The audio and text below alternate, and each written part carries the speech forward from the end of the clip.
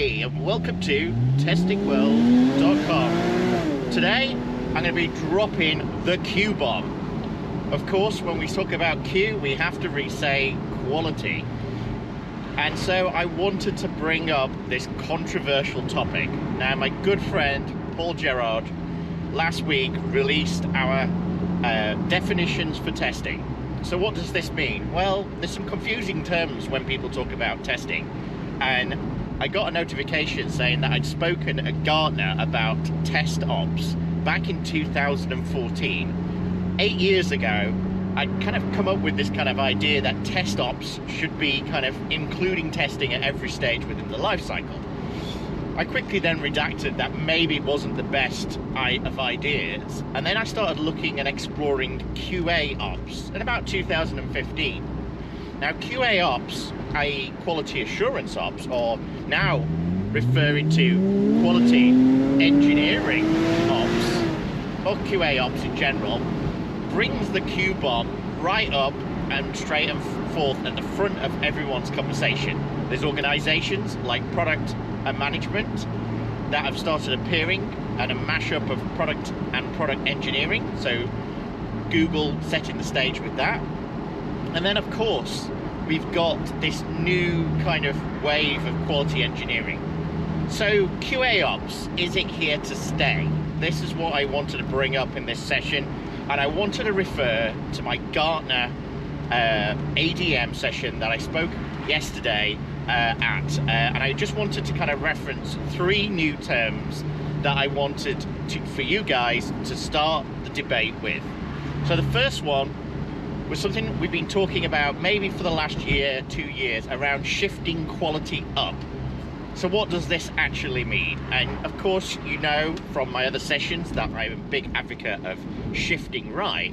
So what's the difference between shift right, shift left, and shift up? And shifting up quality is incredibly important. That's about scaling quality. It's about bringing and elevating the conversation about quality to senior stakeholders. So shifting up is here to stay, and of course we'll be talking about that more than we did in the last year's 2020 testing festival, which had over 20,000 people register interest for. Okay, so the second definition, quality lifecycle management. Now, I've gone around this a number of times back to 2012 at my keynote for the British Computer Society. I started talking about solution lifecycle management, bringing it a level above application lifecycle. Okay, so we know we're going up again. Quality lifecycle management, that means everything. That means from idealization, that's your requirements, that's your product portfolio management, that's your enterprise agile management tools, that's your IT service management tools. Everything is part of the quality lifecycle management, from the conception of the idea all the way to the end retiring of that same product. So finally, the last one, and it's the one that's been resonating with the most of the analyst community over the last couple of weeks. So I spoke to Diego from Forrester. I had some fantastic conversations with Melissa from IDC, and then also chatting with the Gartner guys at the Gartner ADM event last week. And the big takeaway there was quality stream management. So we're all very used to this idea of value stream management, and of course people have already started jumping on the bandwagon and that, and mainly in the enterprise agile management tools. But really, what is quality stream management? Well, it's the ability to directly relate cost, quality, and speed, and be able to provide a measurement around it. And that's really important because it's one of those things that we've just never been able to track. Now, of course, everyone will say, they're responsible for quality, but actually what we're really saying is nobody's responsible for quality, or nobody's accountable for sure. So this is a real problem within organization point of view. You don't really have a choice between saying spend more money, spend more time, get better quality. So I think this is where we need to start asking the hard questions of, who is actually responsible for quality, and is quality not just in the eye of the beholder, or customer perception is the only reality of quality. What is quality across the entire organization? Devs, HR, the business, the C-suite, how do they perceive quality of your products? How does your customers perceive quality?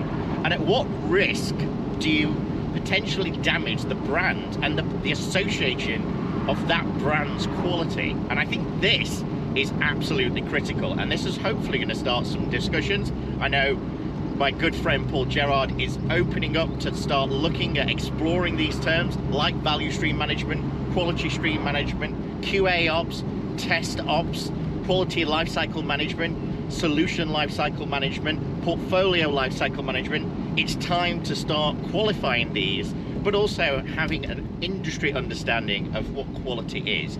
And I have a big announcement to talk about our kind of next generation solutions we're building at the moment, with this idea of open testing or open quality, and this ability to measure, a bit like when you go in and you go and buy a new monitor or a new piece of equipment. It has an energy efficiency and it says it's 66, it could be 77. If they tried a little bit harder, it's a B. We really want it to be an A. And this is how you're going to buy software in the future.